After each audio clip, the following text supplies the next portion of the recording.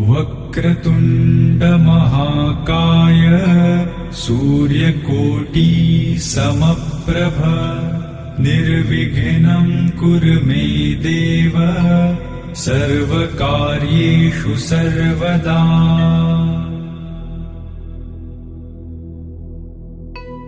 वक्रतुण्ड महाकाय सूर्यकोटि समप्रभ निर्विघ्नं कुरु मे देव सर्वकार्येषु सर्वदा।